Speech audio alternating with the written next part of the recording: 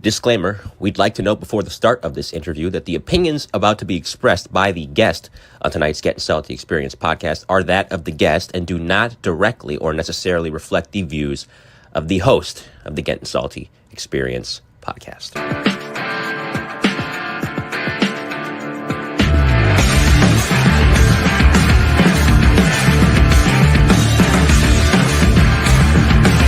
Put the fucking fire out!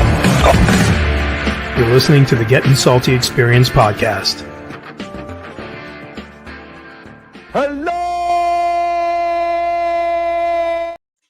Hello is right, Kenny. Welcome back to the Gettin Salty Experience podcast. I'm not going to say this out loud, but it is the only one that brings the Firehouse Kitchen table to you, including Kenny. And welcome Christopher Freitag. He is a new membership. You thought I was going to say Rob Procaccini? Nope, I didn't say Rob Procaccini because he's not even a member yet. But Christopher Freitag is, and all our other members in there. Thank you for the support. We got a great show tonight, right, Kenny? You look at this guy's resume. You want to talk about the war years? Oh, forget it. Yeah. Forget it. Exuding. I think it's coming out of. I can see the smoke coming out of his pores right now. Still, 86 years young. This guy ate fire for breakfast. Yeah, for breakfast. Lunch and dinner. We want to welcome Mike in his suit. Gonzo had to go pick somebody up. I don't know what he had to pick somebody up from the airport or something. Yep. Who knows what he's doing? He may be back. But we may just kick him right out as soon as he signs on again. We'll just keep kicking him out for just shits and giggles, right, Kenny? Yeah, absolutely. Hey, Kenny's got something cool going on. Before we get guests in here, we're going to play a couple. And I want to say Kenny's we might not play the thing because we might get dinged for it. But tell us about your new thing you got going on. So I got a little side project going from the kitchen table, a little side project with three guys from the zoo. We call it Four Dudes from the Zoo. And it's just basically comedy. It's really, if you really want to know what it's like to be a fireman, talking around the kitchen table, just guys, just frat guys, offensive humor, just fun stuff. We do talk fire stuff too, but we just laugh, break each other's balls. We talk movies, we fuck around and find out. We do lots of stuff. So check it out. Say that again. How long is it on? How are they? Like half hours? What are they? Nah, it's like a show. It goes anywhere from an hour and a half or so, to 2 hours. Yeah, it's a long one. Yeah, there's four of us, so we all got lots to say. How many episodes are out now? So far, 2 episodes, 4 dudes from the zoo, and just be on the lookout. It's on the Kitchen Table channel. And just a side project. That's all. I love it. Yeah. I like it. I like his shit all the time when I see it. Appreciate that. It's fun. It's fun. It is fun, right? Yeah, it's fun. That you necessarily, when you go somewhere, your wife says to you, "This ain't the Firehouse Kitchen table. You can't say that." Oh man, I can't tell you how many times I've heard that, man. You're not at the firehouse. Yeah, you're not at the firehouse. Get it, right? They don't get it. Did you get it? Did you get it? No, they don't get it. The first time you want to get it, go to Four Dudes. What? 4 Dudes from the Zoo. Four Dudes from the Zoo. It's on the Kitchen Table YouTube channel. It's a little spin-off, so check it out. I'd like to come on one day. Can it be like 4 guys and then one guy? You could be 4 dudes and coobs. 4 dudes and a coobs. 4 dudes and a nitwit. I'll go with that, bro. 4 dudes and a coobs. Yeah. And welcome back to Mike. Appreciate it. Louis might pop in. He was off. He's traveling the world these days, Louis. I got to give it to him. He's an entrepreneur. Most of his retirement. Mm-hmm. Yep. Right now he's out. He went out to Vegas with his wife. Good times. Oh, very nice. Vegas, baby. Vegas. Yeah. They went out to see the Wizard of Oz at the whatever that giant dome is out there. The Sphere. The Sphere, right? Yes. Is it the Sphere or the Sphere? It's Sphere. Sphere. Right. Yeah. Okay. If Gons was here, we'd say gay, but he's not. It's Wizard of Oz. All right. But anywho, Merry Christmas to everybody. Thanks for showing up. Let's play a couple commercials and let's get Jack in here because he's got stories like you wouldn't believe. All right, we'll start off with our own, and that's membership. Looking to take your love for the fire service to the next level? Then join the Gettin Salty Experience YouTube Premium Membership Club, where the stories burn hotter and the history runs deeper. As a member, you'll unlock exclusive content you won't find anywhere else, from History with Hashhagen, where we dive into legendary FDNY fires and the men who fought them, to feature-length documentaries spotlighting the rich and gritty history of the FDNY, told the way only Gettin Salty can. You'll also get early access to special interviews, behind-the-scenes content, and members-only perks designed with our most loyal followers in mind. Joining is easy. Just hit that join button right in our YouTube channel and become part of the Brotherhood. Support the show, celebrate the job, get and stay salty. Excellent. We just did a show the other day, Paul and I, History with Hagen, on a guy named Kirk. Got on in 1893 and did 40 years. So he saw from horse-driven rigs all the way up to motorized, all the way up from no breathing apparatus to breathing apparatus. Guy made like 8 or 9 grabs, never got a medal, but we need to know about guys like that, right? Because they just fall through the cracks. And that's why I said we got to have a guy like Jack Carney on tonight who's going to tell stories. So hopefully years from now, I'm like, remember that guy Jack Carney, man? Smoke eater he was. Kenny. Yeah, Smoke eater. 100%. I think this show and shows like this are so important, getting that word out there for generations to come, and their family and firemen, that they can hear these stories and know the traditions, man. Get this stuff on record, man. It's really, really important.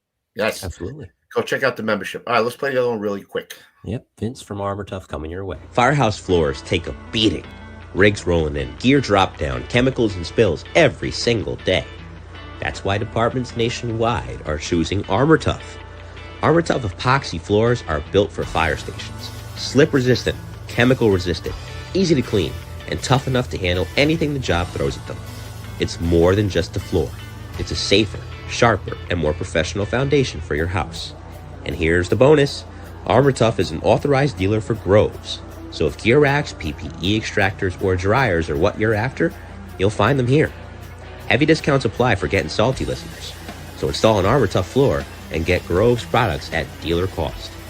Armor Tough, built for firefighters, built to last. And that is the last Armor Tough commercial you're going to hear for a bit. Vince is taking a little hiatus, but we got Mike Dragon Eddie coming in to do some ads. So he'll be our next sponsor. Awesome. And that's it. Let's bring him in. Mike, do you want to bring him in? You're so Sure. stupid with your suit on. All You got right. pants on right now? Or you got no I pants do. on? I do. I always I have. thought he'd be one of those guys with no pants on, right, Kenny? No. Yeah, just the top. No. I'm not business up top, party on the bottom type of guy. I'm business all the way. Oh, Yeah. All right, bring this legend in here. We got to have a living legend still, and we're lucky enough to get one tonight. Yes, as you said, one from the Warriors, one from Rescue 2, and many other places, as you'll tell us tonight. Mr. Jack Carney joins us tonight. We get the Salty Experience podcast. I don't have the sound effects like Andre have the does, sound so effects, the applause Jack. is enough. Woo! We'll do it like that instead. Indeed. Welcome to the show. Thanks for coming on, Jack. Before we get into your long career and a lot of fire in that career, we got to get patriotic because we are Sure. patriotic guys, right, Kenny? Okay. Good. Yep. I'm in. 100%. Here it comes. I pledge allegiance to the flag of the United States of America and to the republic for which it stands, one nation, under God, indivisible, with liberty and justice for all.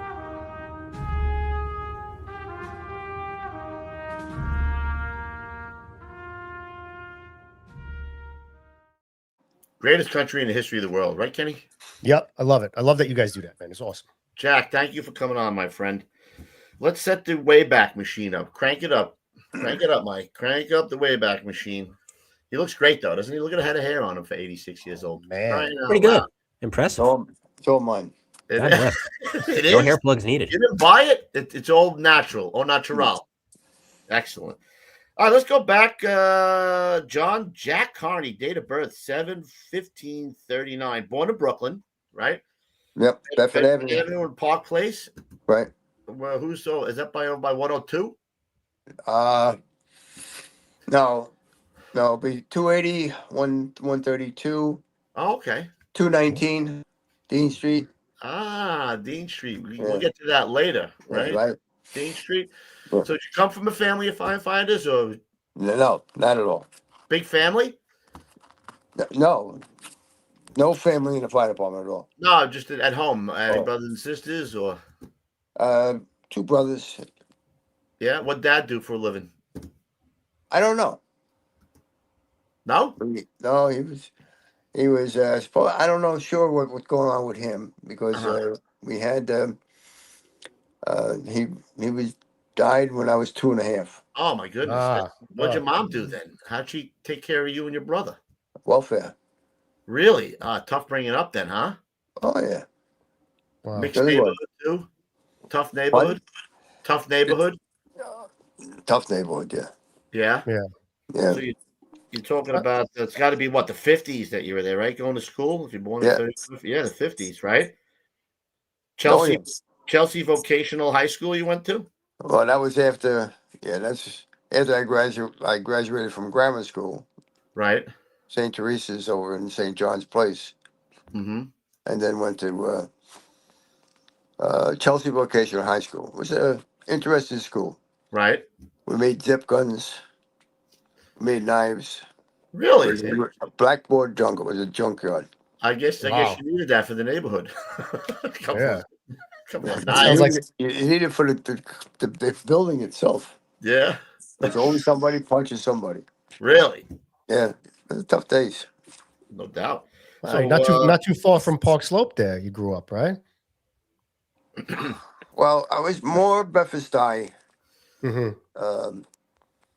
Park Slope was further away from me. That was a nice neighborhood, believe it or not. Yeah, Even yeah, then, not too bad.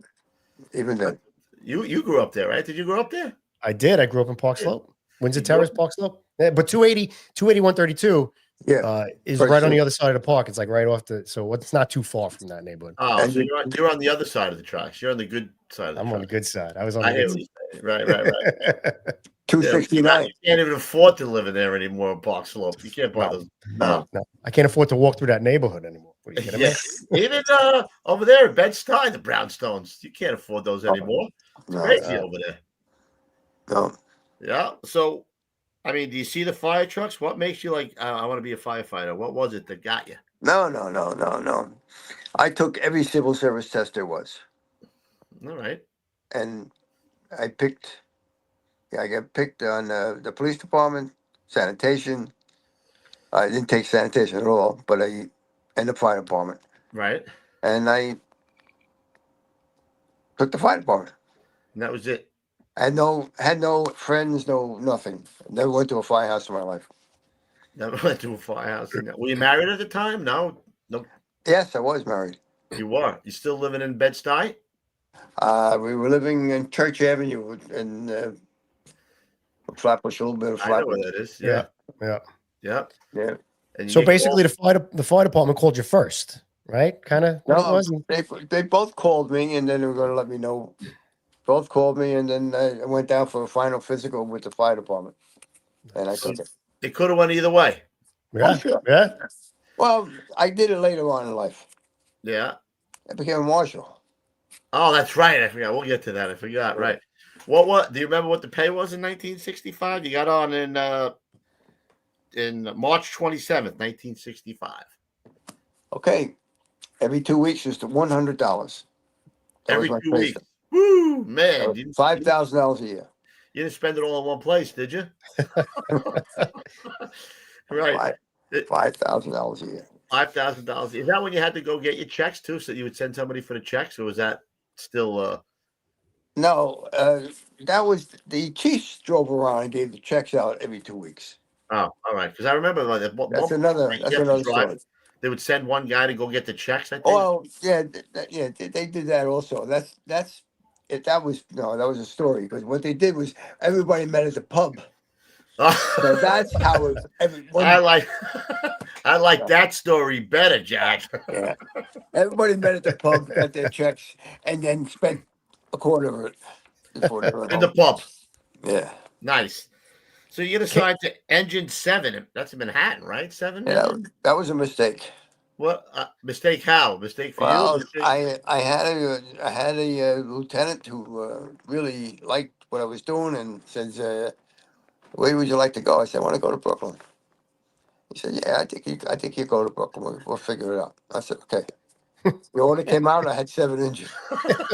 What the hell? I thought you liked me. What happened? Where is He 7 didn't know- engine? He didn't know 7 inches. Oh my God, where were they? Chambers Street, Duane Street, They're on Duane Street. 7. yeah. Oh, is that 7 and 1? 7 and 1. Oh my God, there's nothing going. Especially the trade center was even built down there. There was nothing No, going on no. down there. Nothing. Like Nothing. a ghost town, man. Ah. Holy Oh. shit! Well, my first job I had in Engine 7 was about 2 months into the being assigned there, Right. and we went out around a corner. We had a little factory going, and we stretched the lines. We were first due. Guys were taking the Fox Police lock door, a giant door. The lock in the middle. When you turn it, you got to turn the handles. And as they started to open it up, we had a backdraft. Knocked Whoa. everybody off the floor, down the stairs, concrete stairs. And I was at the bottom, naturally, because I was behind the line. And I got cut. My head got cut. And I got out to the street, and everybody was running around. So they were calling, everybody was screaming. Pandemonium. Oh, it was. So they all telling me, you get the ambulance, you get the ambulance. They're telling this guy that I get the ambulance. I was bleeding from the head. Oof. And I says, yeah, okay. I was a probie. I had a little blood pressure problem, so I went back to the firehouse. I just walked. Right. Well, that was a no-no. I mean, they're looking for me. Who I didn't know.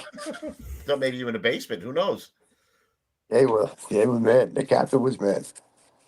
So I said, well, my shirt's ripped. I'm got blood all over. I came back to wash up and change. Come back to the scene. He said, no, that's not the way it's done. I said, well, nobody told me.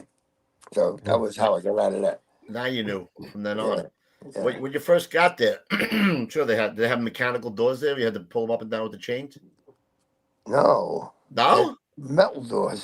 Yeah, I mean, but did you have to bring them up and down with the chains back No, then? they slid open to left and right. Oh, you had the left and Oh, right. like an accordion door, like an right. accordion door, right? Oh, they were big giant doors. Yeah. It was. You had fire marshals upstairs on the third floor.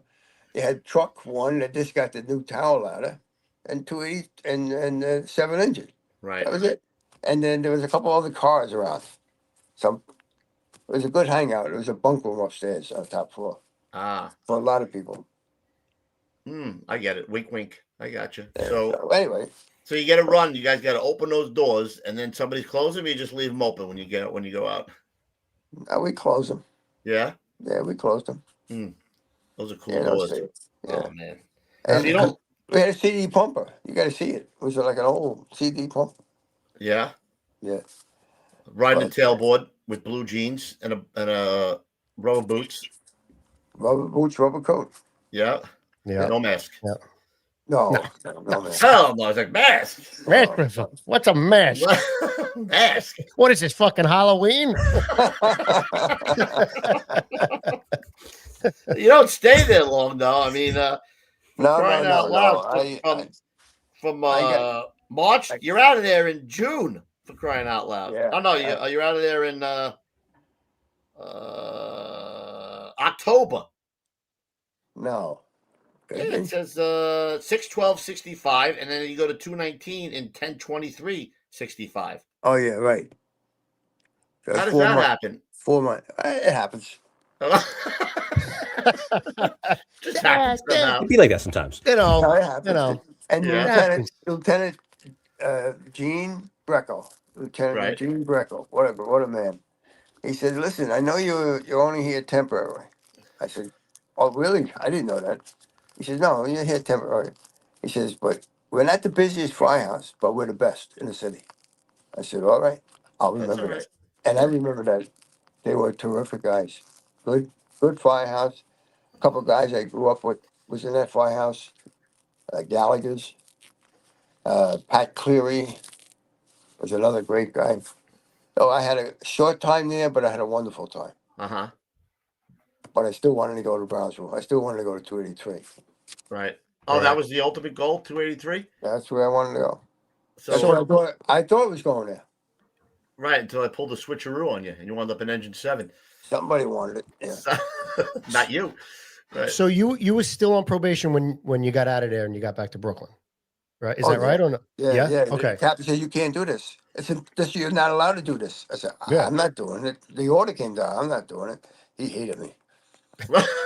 I see. You wanted to leave as a probie. 6 months. Hey, Cap, thanks. I'm out of here. I just finished my cup of coffee. I'm gone. He's I'm not even buying a T-shirt. I'm out. All right. We didn't have T-shirts. I'm buying with a 219. 219 was all by itself on Dean Street. Oh, In that's before Washington 105 moved in there? Mhm. No, 105 was all by themselves someplace else. Right. And they built the firehouse and put them both together. You know what? When I do these things with Paul Handshaking, majority of the companies, the engine and the ladder were in separate firehouses, and when they built new ones, they put them together. But a double house was like scarce back in the day, man. It was, Yeah. That's right. I was Well, gonna say look at all the engine companies in Brooklyn. There was 7 or 8, all single houses, engines. yeah. Mm. Yeah. What year did the truck get there? And when you were there, or No. I didn't go. No, I got out in 219 very shortly. he's skipping around? You see how this happens, Kenny? I don't know. Yeah. Maybe, but he Yeah. doesn't know nobody. He don't know nobody on the job. I don't know nobody, but I'm getting here. I'm getting Listen, there. I'm we're out of gonna here get- on probation. I'm going to 219. I don't think I'm going to stay there. I'm going to go to 283. All right. So I went to 283. Eventually, you get to 280. Now, this is what I got. This is amazing. So, you're only there for less than a year. No, I'm there about 3 years. Where? Oh, right. 283. No, you went from 1023.65 and you got to 283, 820.66.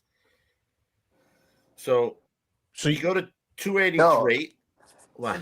In 66, and then in 69, I went to Squad 4. Right, but 66, I'm going back to 283. So in 283 and 66, Right. right, they're in with Squad 4. Right, and they still have the big firehouse back then. Or is it the same firehouse that they have today with the division? No. It was on Bristol Street. It was a single engine firehouse. Right, Bristol Street with the squad in there. Right, With the Squad. So, Ken, I did some research. So, 283 at the time was doing 5,279 runs, fourth in the city.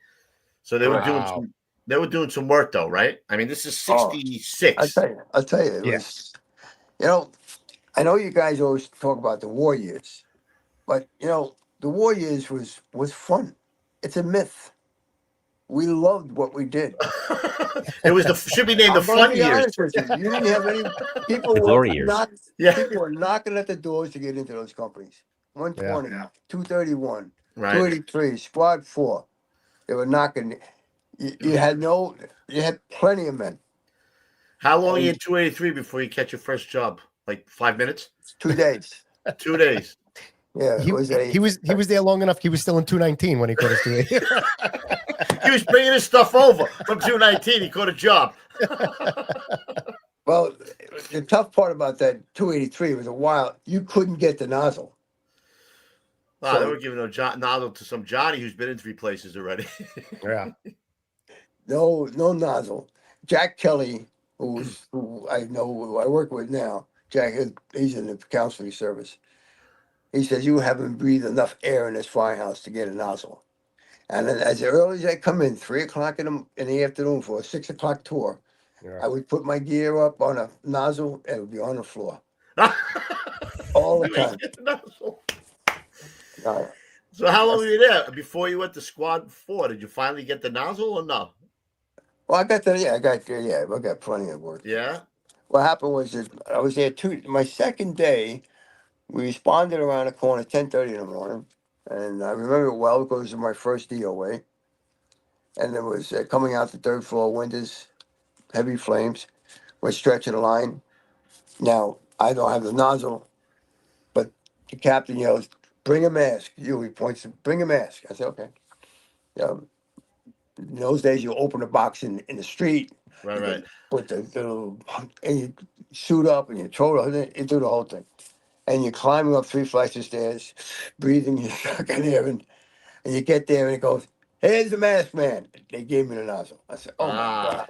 They usually get like the 3rd guy in the nozzle, like tell them to get the mask, right? The 3rd guy on the line, they would say, bring the mask. We had 5 guys, so we had 4 guys. Yeah, the fourth, that could be the 4th guy because we had 5 all the time in the engine. And so I got the nozzle, and as soon as I got it, he goes, "Okay, whip it out." And I started going a 2.5-inch line, and I said, "This over my head, all around," because the fire coming down the hall was so hot. I knocked my helmet off immediately, and the water is coming down on my head And and my steaming neck, hot. steaming hot. And I'm just pushing, and the captain's yelling, come on, let's go." I'm going as fast as I can. So I get to the front room, and there on a foot locker is a baby, all Really? burnt and split open from the heat. Oh man, That's horrible. Those things you And I never went- forget, right? I went to the hospital. Yeah. Yeah. Had burns in the head, the ears, and the neck. But that was, that wasn't too bad. You broke your cherry. They were all waiting for you outside. Yeah. Hey, you broke Hey, you broke your cherry. right. You didn't burn your head too much. You still got a nice full head of hair there. So Thank you. Yeah. So when you got there, right? You got there in what, 66? Yeah. You had a lot of World War II guys there, like older guys. Well, let me tell you, the firehouse is interesting. The firehouse was World War II, Korea, and Vietnam vets. And Badass guys. most of the Marines, they Right. were really Army Rangers. They were really wacko guys. I'm telling you. I don't know if I should tell this. Yeah. Yeah. There was a guy there that was, he didn't care about the rig. He didn't care about this. He was PTSD, full blown. But nobody paid attention to that. And he goes, "Hey, Carney, I'm outside. Come in here and have a drink with me." I never drank in the firehouse in 23 years. I just not it because I can't drink a martini in a firehouse. That doesn't work. Right. So he goes. I said, no, I'm taking care of the rig. He said, no, you come in here. You're going to insult me. I said, no, I'm not going to insult you. He said, yeah, you got to come in here. You got to have a drink. And he's drinking jelly glass full of whiskey. I said, no, I don't want to do that. Allegedly, yes, right. Well, he's dead now, so. All right, there you go. Anyway, he says, I'm telling you, you come in here now. And I said, his name was Warren. I said, Warren, I don't need that to go down the fucking hallway. And that was it. That was it. That was it. Down the basement. And that's where we went.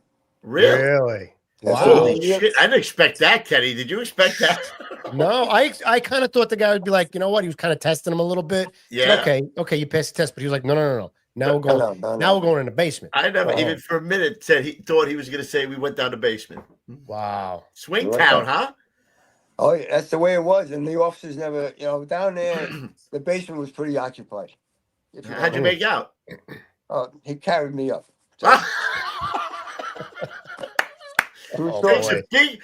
It takes a big man to admit that. No, I know, but it's a fact. There's plenty of guys looking at me. So you all right? I said, I don't know. He became my best friend. I was just gonna. Oh my God! You can't make this shit up, bro. Yeah, he probably looked out for you for the rest of your time there. Well, unfortunately, about 2 months or 3 months later, I'm on house watch. We got the doors open, and there's a schoolyard right across the street, and it's full of black children playing summer games. He comes walking up from the kitchen area, walking towards the front door. The doors are open. He's got a hook in his hand. I said, Warren, what are you doing? He says, fuck you, Carney. And he goes to the little apron and throws the hook into the schoolyard. And he's trying to spear. He's out of his mind. I said, are you crazy? He looks at me. He says, here. Throws his badge at me. He says, I quit and walk away.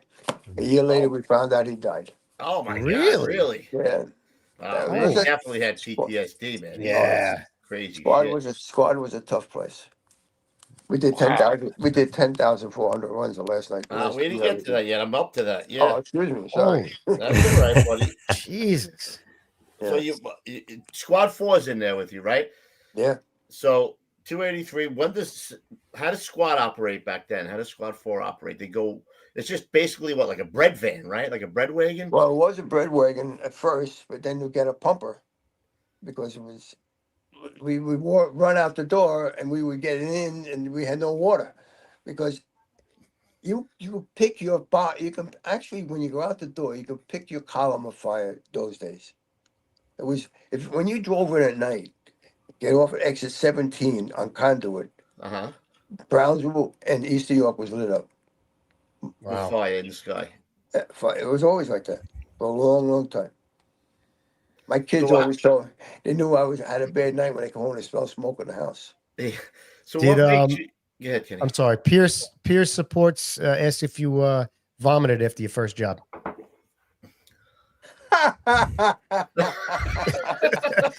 That's not me asking the question. That's one of the Yeah, I know who he supporters of the is. I know show. who he is. Tell him to go sit in his hat. Go shit in your house, bro. Your hat. Go shit in your hat there, Go shit Pierce. in your hat, Pierce. Why? How long? I mean, what made you want to go to Squad 4? You saw the guys going to work all the time. That you're was another story. I was in 283, and a lieutenant came to my house after about a year and a half. I was in 283. Came to my house, knocked on my door. Lieutenant John Stave was a great guy, and he says, "Hey, listen, Jack. I'm still a new guy." I said, "Oh, Lieutenant, what are you doing?" He said, "I want you to come to my group. I'm going to change your group. I want you to work with me." I says, "Oh, I'd be honored." You know, he's a Gordon Bennett Medal winner. He's a lieutenant, 5 years or something. He was a Bronx guy. I said, "Oh, all right." And I go work with him's group, 13. I won't forget it. And it was a great. But I wonder why. Now I found out why. Most of the runs late at night was the lieutenant and me. What do you mean? I got you. Oh, really? This was in I gotcha. 283. You mean? Oh man! Wow. Say no more. Oh, he was good. He was a lieutenant. He was good. He was a great guy. So you get? I'll bet you got the nozzle then. Anytime I wanted. You had nozzle backup door and He control. had it all, bro. He was driving. Hold on a minute, I gotta hook up. Yeah. That's like a volley company or something, right Holy there. shit! This guy Wow. keeps surprising me. Swing Town. Man. All right, so what makes you want to go to Squad 4 then? Well, I went to lieutenant, the captain, new captain, Captain Phillips came into to the squad, and he was sent by O'Hagan. The squad was a little bit out of control, and he's going to straighten the company out a little bit. And, you know, squads in my time, I don't know about, and I know it's not now, but were dumping grounds for guys who were I heavy did hear drinkers that. or boss fighters. Yeah. They were boss, Yeah. including the officers. They were boss fighters.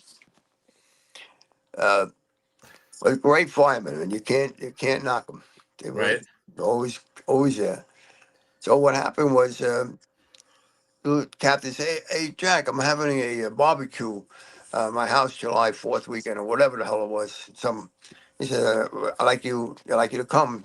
Have a drink with me." I said, "Oh, okay."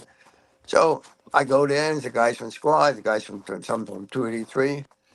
And by the time I left there, I was transferred to squad 4. Really? Yeah, well, I had a couple of drinks, and he says, "Come on." Couple of martinis. And they're like, hey, Carney, why don't you come over to Squad 4? He said, "Don't you want to get truck work?" I What said, were "Well, they doing? Now, what you were they got doing hopes." back then? Were they Well, operating as a truck? Were they operating as an engine? What were they doing back then?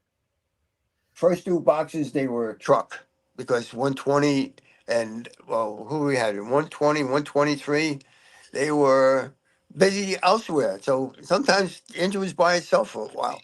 Right. So they would be our truck. We would be a truck company. So, and you were running around, and I think they had the bread vans, but then they went to the pumpers. But didn't they take out some of the hoses and put benches in there too, like in the Yeah, pumpers? Or and one side, yes, they did. one Yeah. side they put benches in there, right? Yeah, but then they filled them up with hose because we needed All right. So you the guys are fire. running around the You city. can't throw too many hooks at a fire before it goes out. It just don't. Nah, I don't think so. I keep asking my partner how many hooks you throw in a bedroom fire before it goes out.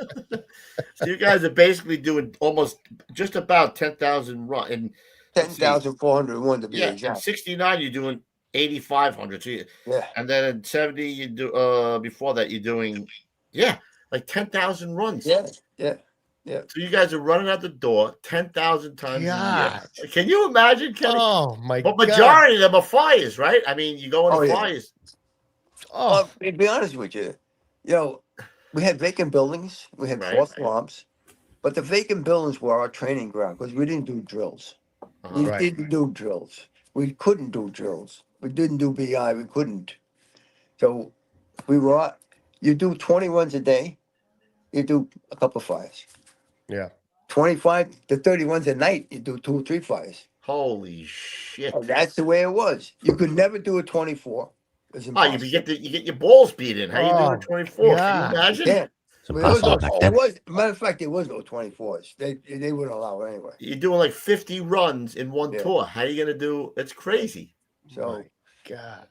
but the squad, they had a big response area. They went all the way down to Rockaway, Canarsie. Did they? Yeah, Wow. went all the way down there. They went all over. And Squad 3 was also in Brooklyn with Engine 230. Yeah, but they didn't do as many runs as you guys were doing. I looked at them. No, well, yeah, because, the neighborhood wasn't that bad yet. When Right. Bushwick hooked in, but they were gone by Bushwick. Yeah, Squad 3 was gone. Oh, by Squad, the late 70s, they were yeah, gone. I think. yeah, Yeah. yeah. When did Squad 4 go out? I don't remember. 1976. 76 they went out. Yeah. So you were there until Well, we got a good story. Hold on a minute, Kenny. Here's the story. I've been waiting to hear this story, bro. It says Squad 4, 11/29/69, lifted out of Squad 4 with an incident with the Black Panthers. right. Give it to me. I gotta hear this one. Sorry, I got into a fight at your Black Black Panther Panther party. I was driving to a night tour, July 4th. I think 1969 or 69, whatever it was. But it was July 4th. And driving my little Chevy car down Sutter Avenue, heading to the firehouse. I had my regular shirt, Squad 4, yellow number 4. And I'm doing 12 miles an hour. That's all you can do. People are running all over the place. They're all drunk. In between two cars, a girl comes running out and hits my car. I don't hit her. She runs into my car. I stop the car naturally and I jump out. We're EMTs. That class, my class, Probies were all EMTs in that class. Hmm. So I jump. I kneel down. She's crying. She's yelling. And she doesn't look like she's hurt, but she's excited. She's upset. And as I kneel down, I get a punch in the back of the head. I get a kick in the back, and I get two guys jump me, and the shit's on. But there's nothing I could do. Wow. They threw me over a hood of a car. They kept punching me and slapping me. They were slapping me. I hated that. I'd rather they punch me, but they were Right. slapping. And the woman was behind on the sidewalk saying, "I seen that mother. He was doing 90 miles an hour and he didn't give a shit." It was not true. I said, Right. "What?" And I just made two grabs on the corner of Hopkins and right. Right there. Yeah, it's amazing. Next thing you know, the crowd is 100 now. They're 200. My car is being torn apart. The seats are coming out. My wallet's gone. They're ripping everything apart. Somebody pulls the box. Somebody, old lady pulled a box. And who comes around the corner? Squad 4. And they look. They say, "Oh, we got an automobile accident, 10, whatever the hell it is. I forgot it is." Next thing you know, I said, "Wait a minute, that looks like Carney." And, Look at Carney getting the shit kicked out of him. Hold on a minute. and they got a rope. They tying me up with the rope. They were going to put me in a vacant building and set it on fire. Oh my God. Wow. Are you fucking holy? These are Black Jesus. Panthers. Well, you say to yourself, these guys are full of shit. But by the time NYPD showed up, because it gave it 10-13, I guess, whatever they gave it, we had TPF in those days. TPF was vans of big giant police officers with nightsticks. And they would come into an area that got called for 10-13, and they would clear up the street. And they Wow. threw me in a police car and sent me right back drove me to Squad 4 by orders of the commissioner. He was there.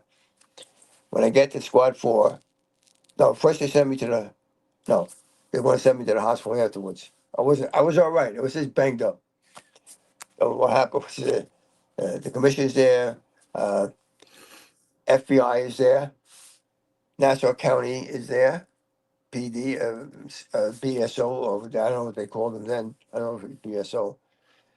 Because they made threats. They had my wallet. Before he left me, he gave me one more shot.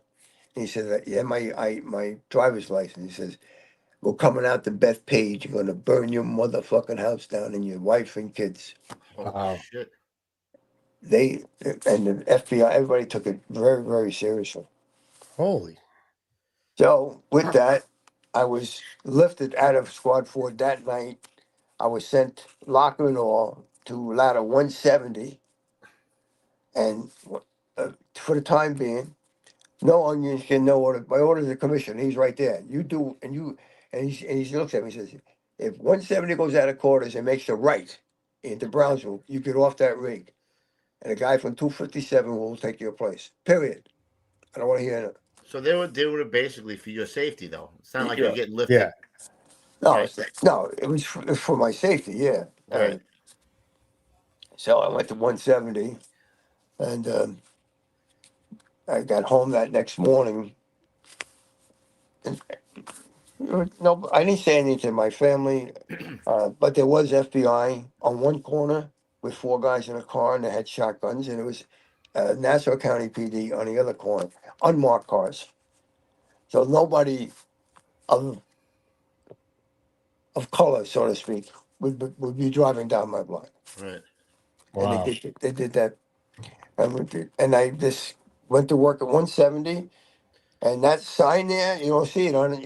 It's not a sign there, not an onion skin. It's just there. Right. And about 2 months after that, I'm sitting there, and I got dressed in Class A's. I went down to Commissioner's office in 110 at the time. It was 110 Livingston Street, and Was it O'Hagan at the time? yeah, John T. O'Hagan. He was the chief and commissioner at the same time, chief Yeah. of department commissioner. Wow. And I went into the office, and the woman's secretary said, "Well, what can I do for you?" I said, "I'm John Carney." I said, "I'm from Squad 4, and I had a problem with the Panthers, and and I want to talk to the commissioner." She says, "You can't walk in here and just want to talk to the commissioner." I said, "Why not?" "Why not?" I says, "How do I do it?" Yeah. So she goes in, talks to him, and he said, "I bring him in." He says, "What are you doing here?" I said, "Chief, I'm in 170 truck. I don't know where I am. I don't even have a locker." I says, I'm nowhere.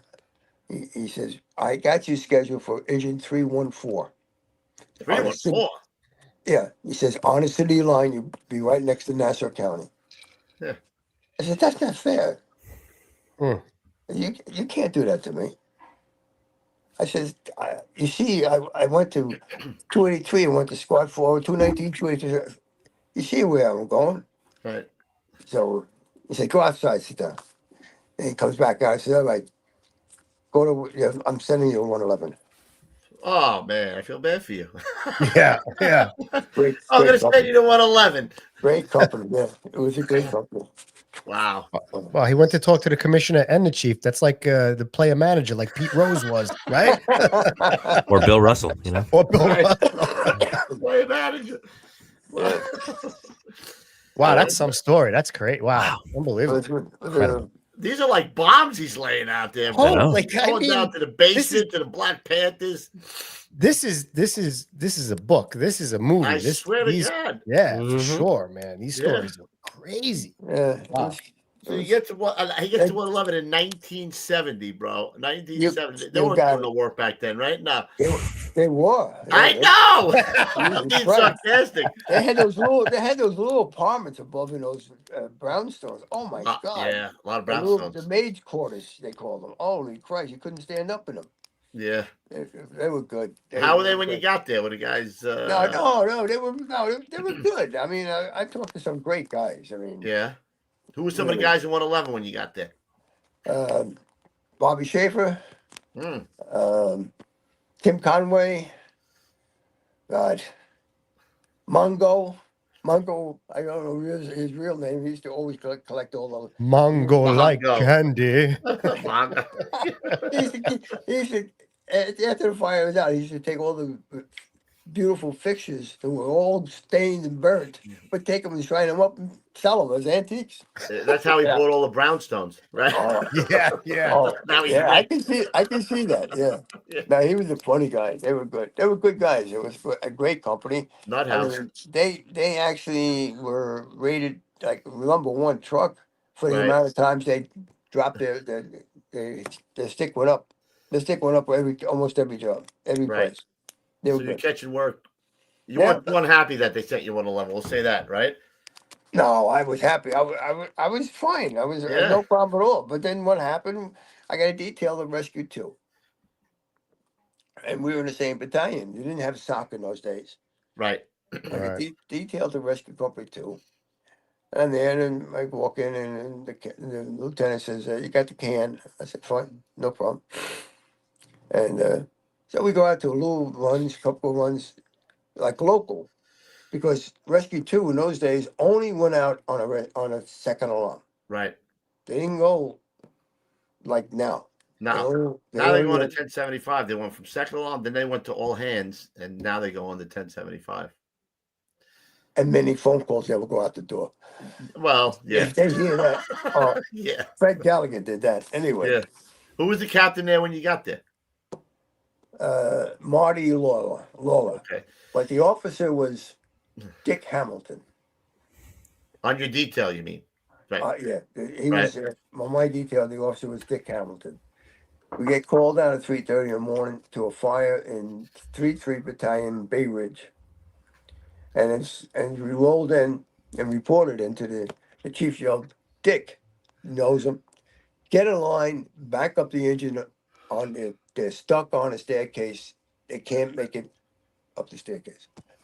So I went to a pumper. I mean, I got 283 squad. I got a lot of. I go to a pumper and the guys in the rescue there go, "Wait a minute, what are you doing? You're a detail. You don't take your line." Dick said, "Let the kid have the line." So I took the line, and they didn't fight too much. Yeah, up the stairs. Now you got to understand this. This is a staircase. The building, the wall, was circular. The staircase went up and around. Uh-huh. When they got on the floor, the door to the apartment was right here. It kept blowing out, hitting the wall, and coming down on the it. stairs. You Wow. needed either kamikaze, dive. No, I've done that. Yeah. Or you need a second line coming someplace else or over your head. I'm looking at this. Wow, we get halfway up the stairs, but there's 100,000 guys in there. All the truckies. Anyway, I break walls. You hear that, Charlie? They're all in the way all the time, right? Well, they got all their hooks. Anyway, make a long story short, I'm at the floor level. I can see where I'm at, and I start taking the knives and I start breaking the wall Mhm. from the stairs. So and the lieutenant, it's heavy smoke all over the place. I don't even have a Scott on. No, I didn't have a Scott. We didn't have Scots. He's got a tool. He's helping me. He said, "What do you want to do?" I said, "Get me in here. This is the same apartment. I bet you, if it's not blown out here, I can knock it down. At least let the guys go up." Right. Mhm. I did it. Pulled Nice. in. He passed me the line, a foot, 2 foot of line. That's it. I opened it up. It went out like a light. Superstar. Nice. Thinking out of Nice. the box, bro. See, you needed a kamikaze or a Jack Carney. That's all you needed. That's for it. that. Well, Carney. I learned that from Bill. Bill Cole was another guy who taught me that. Bill Cole and the guys in 283, and it was not unheard of. We had in 283, we had 1.5-inch rubber, 50 foot of hose, and the nozzle on there was a 16-inch solid brass nozzle, and we bored it out even wider bore, and that was our line, our first line. I was tied. Rubble? I never heard another thing I I never know. heard of. Tied up in an 8, and you just 2 guys took it off and ran through the building while the guys did everything else. Did you ever hear that, Kenny? No, A no. inch and a half rubber hose at Inch the and a end half of rubber hose as a lead length. Or 2 lead lengths? No, that was that was always our first line. Holy Yeah. shit. That was always. And then you had the big brass nozzle, right? That you bought out more, you said? It was 16 inches long. Looked like a big horn. Yeah. You realize 283 is coming down the hall. Look out. It's like a water cannon. and the chauffeur would just pump that up to exactly what we needed. He'd go, oh, 3 floors, okay, beep, beep. And we, Boom. 2 guys, I'm telling you, we ran. The experience that you guys had, just going to so many jobs and That's stretch what you happened. just knew what you did, what the pressure was immediately. There was no like hesitation, man. That's No, there was nothing like that. Nothing like Yeah. that. That's why I'm trying to tell you. The Warriors is a myth. We enjoyed what we did. What did we Yeah. say it was, Mike? The what years? The glory years. The glory The Warriors, years, baby. the Warriors. That's precisely what it was. Oh Yeah, my it god. was the guys all. They would stay on the rig for the night and change it to. We had no overtime. If the box No, there came was in, it was overtime, 6, right? 10 after 6, we all jumped on the rig. Somebody just told us that the other day. We had another guy on. He's like, there was no such thing as overtime. Like No, they no would overtime. walk back to the firehouse and then Yeah. come back with the later on For love of the game. for the love of the That's game. exactly. I love it You got again. You Yeah. got it. So when you did that, did the guy go, "We need this guy and rescue too"? That's the I kind don't. of guy. I didn't know. I didn't do anything and put the hose back on that rig after we did everything. I came back, finished the detail, went home, slept for 6 or 7 hours, drove back to 111. As I pulled up to 111, there's all my gear on the apron. Not even. I'm talking about the apron. It's not even on. Not even inside. And the guys are all standing out there. But they were screaming, "You fucking traitor! You son of a bitch!" Because a lot of guys say, "I wouldn't want my wife." No, something about I'd a rather whorehouse. have a sister in a whorehouse than a Than than a fire, rescue. something Right. like that. They were screaming at me. I said, "Wow, I don't even know anything about what they're talking about." Right? And he's got the onion skin. Detail the rescue 2 pending transfer, and that's exactly how I got the rescue 2.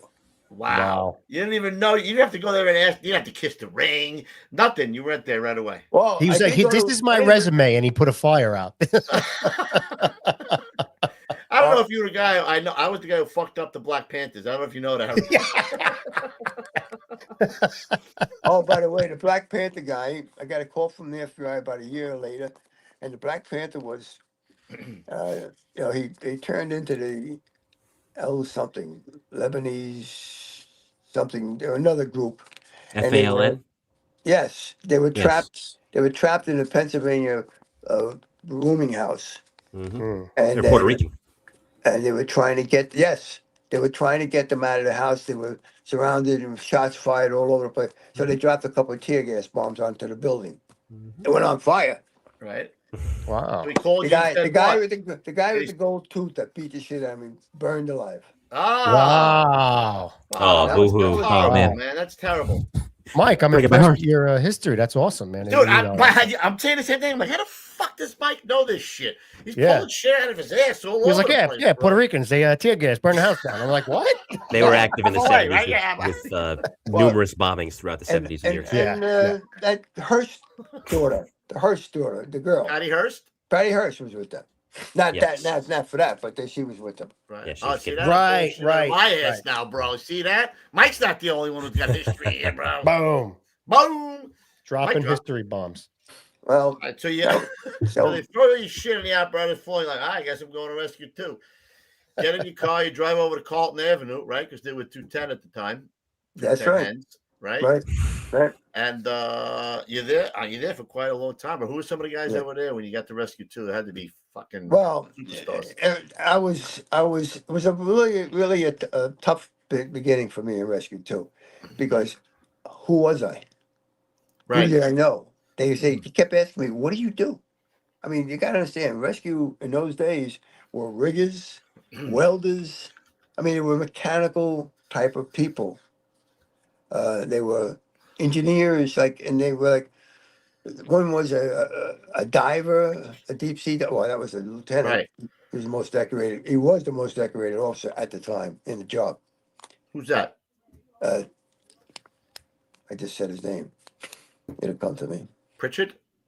No. Pritchard was with me. Yeah, I'll Never tell you heard the of him. joke. I never heard of him. The lieutenant that obviously made the phone call got me transferred. I didn't even ask her. I didn't even. So Well, he I did go to Rescue 1 for an interview one time. Was You it know what Freddie they call? Gallagher? Yeah, I was just That- gonna say Gallagher. No, Rescue Freddie 1. Rooney. Oh, right. Rooney. Yeah. Rooney, Captain Rooney. you're an asshole. And he goes, he went there as a probie in Rescue 1. I did hear that. I I did hear. heard that. We don't know why, but then he must have known something. Somebody said Lieutenant Hamilton. Dick Hamilton Duke Hamilton. Yep. There you Yeah. go. was the guy That's that the guy. brought me over. That's He's the the guy. Dick He won Hamilton. 20,000 runs or leagues or something. 20,000 runs. So he brings you over. They want to know what skill you have. You're like, Well, I don't know. walked I don't even in. know how the fuck I got here. That's exactly right. I walked in. I said, "Listen." The guy said, "Who do you know?" I said, "I don't know. I don't know anybody. What do you want?" And they were very hostile to me at first. They were like, I said, well, what do you do? I said, I don't know. I'm an EMT. I knew none of them were. Right. Does that count? Yeah, well, I said, I put out fires. How's that? How do you like them? You like apples? How do you like them apples? Yeah. Yeah. Well, they So how called long me. did it take before they kind of, took you in? Well, that's a whole thing. That's a whole Oh, we story. got another one. Here it comes, Kenny. Something you never Yeah. heard. Watch this. Chapter This 6. guy keeps dropping chicken nuggets, bro. He's dropped them all over the place. This guy. No, what it was. They called me the ghetto fireman. They said, "Oh, you're the ghetto fireman." I said, "Okay." But then Gallagher shows up and takes over the company. Mhm. And Gallagher used to be a fireman there, and before he became a captain. Right. And he knew all the characters. And there were a few, but there's a few in every company. So Gallagher walks in the first night tour and lines everybody up and says, "I'm not going to give a speech or anything like that. You all know your job. I'm just going to tell you one thing.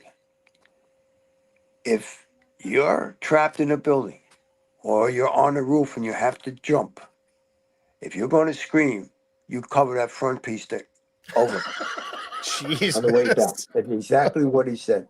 I looked at Wow. him. All I right. said, "This is my fucking guy. This is the guy I want." This We is the don't guy. breed no pussies in Rescue 2, boys. No Oh, screaming in Rescue 2, boys. boy. Oh my God. Yeah. Wow. If Yeah. you're going to go down in a fireball, make sure you're covering the Rescue 2. You're Wanna like bring that guy. I'm going to be watching embarrassment you. to the company. I'll be watching you. Yeah. Captain Gallagher was, he changed the whole concept of rescue. In what way? Well, first of all, he went down to O'Hagan and he got his way about getting more first due boxes because 102 was so far away, Right. and 110 was, they had to go against traffic to get to us.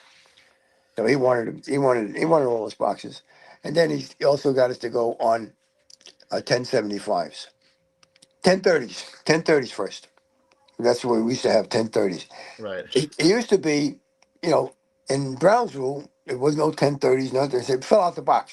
As soon as you rolled it, fill out the box, you know you're going to work. Right. No. But he got us to go. I mean, he would slide the pole in the middle of the night, 3 o'clock. He says, Jack, yeah, I'm gonna want you to get the company. Yeah. And we'd be rolling around, heading to Bushwick, and all of a sudden you hear, transmit to all hands. Okay. Dispatch to the rescue company 2. 1084. They said 10-4, 1084. Oh, Exactly. Okay. holy shit. Just riding around poaching, man. No, he heard the radio. He had a radio up in the office. He said the many it phone coming calls in. on it. Many phone calls on this alarm. He said, "Let's Yeah. go." Man, Turn him out. I had Mike in the rescue documentary that I did, which Yes. you can get on the membership, by the way, if you want to see it. A little plug there. There was a letter that Gallagher wrote to all the chiefs in what the rescues are capable of doing and why they should be put on 1075. It was an amazing letter. It was It had to unreal.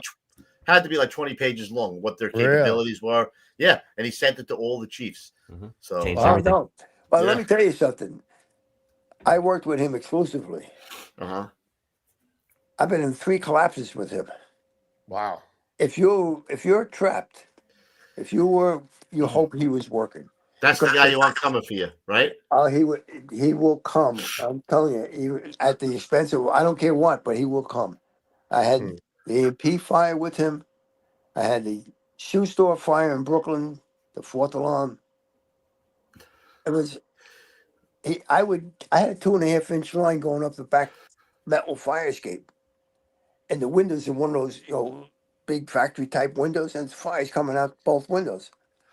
I knocked the fire down on the windows. He says, "Okay, Jack, we're missing seven women." I said, "Okay." He said, so I look in. I said, "Whoa, Cap, there's no floor." He says, "Yeah, but there's beams. They're 18 inches apart. Just step aside." I swear to you, that's not Man a up, lie. man up, That's not. Carney. That's not. I know that's not a lie. And Wow. that's what I walked. I walked across beams with a 2.5-inch line, but he was with me, and so was a Well, couple other guys. Mike, bring up the picture of his lid from Rescue 2. This came from the A&P fire, right? Let's Didn't this see. your helmet? Something happened with your helmet at that Oh job? yeah. We got down. Well, we came after the fact that the fire was the second alarm already. When we rolled in for the day tour, we had a Volkswagen. Was the Captain Gallagher and Tom Dillon and myself, and then we pulled up the quarters, and the engine told us, or the relocator says they told us what's happening, that the firemen are trapped because it was 7 or 8 firemen went down. What happened? Oh yeah, it is.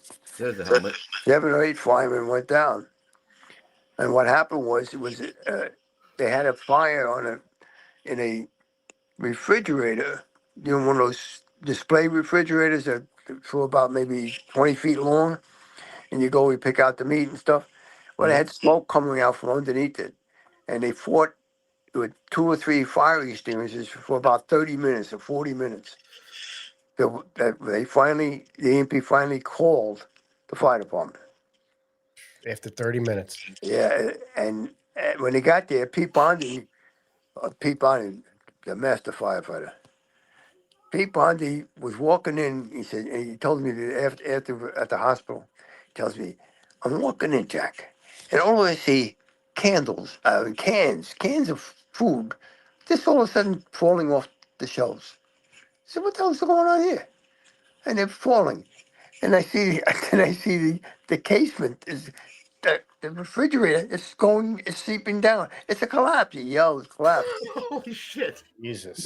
There were 8 or 9 guys, Wow. truckies, everybody. They all went down into the basement. But the basement was, how can I explain it? It was not a normal basement. They had catacombs. They had little rooms for when there was the A&P on Atlantic Avenue was near the water. So when these what do they call it? The slaves would come in, and to hide them, they would go underground. Really? Yeah, oh yeah. And they would go into these little catacombs and little rooms. Underground Railroad. That's exactly what that's the word I was looking for. Harriet Tubman. Yeah. That's right. I'll pull that out, Kenny. Yeah, you got Yeah. Yeah. There's a lot of underground tunnels in Lower Manhattan too. yeah, Like yeah. that, you know? Yeah. And they sealed them all up. So when people fell Oh and man, they fell into this poor guy fell into that one room. that's I mean, all sealed it up. was a big room. It was we jackhammered 3 foot of Wow. stone. The guys had it all mostly done by the time we got there. So Right. we got there, and little Hagen didn't want anybody to go in there. He said, "No, I don't want anybody in there." He says, "Well," Fred Gallagher says, "What if your brother? What if your son's in there?" And Fred Gallagher was a tough guy. He says, "We got to go in there." So I said, "All right, I'll say you and 2 guys." He said, "Jack, Tom." So the 3 of us went in, Wow. and I had the line. I had the 2.5, and they're going to make the search for the guy. They got to the guy, and I know Fred Gallagher grabbed him. He felt his alarm, stoop, thinking, making noise.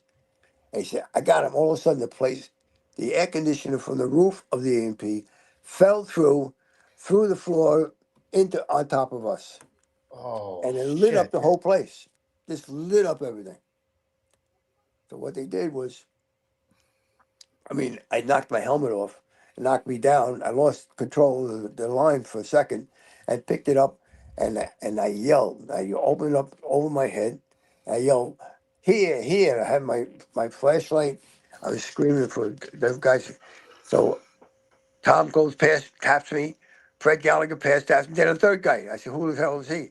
He happened to be a lieutenant from Rescue 1, the godfather of one of my sons. Really? Yeah, it was Drop a the crazy. name. Who was it? Oh, Tony Lindbergh. Hmm. Good man. Tony We've Lindbergh. heard that name, Coobs. We've heard that name. I Yeah. believe. Lindbergh sounds familiar, actually. Yeah. Yeah, he's a good guy. Good fireman. Yeah, good Wow. officer. Wow. What other pictures, Mike? Have we gone past already? In his, I feel like I'm listening to a guy that stormed the beaches in Normandy. I swear to You know, God, like this, man, right? like this stuff that you have been through. Yeah. Today's fine, man. I feel like a pussy, man. Yeah. God bless you, man. Yeah. Some stuff, man. You got to be in the right place at the right time. They nicknamed me Black Cloud, which my clown sons, I love them. They got a boat and they named it Black Cloud. Yes, that's Black Cloud. Oh, the cops, Nice. the guys who became cops. I don't want to throw them under the bus, but all your sons that became cops, those guys.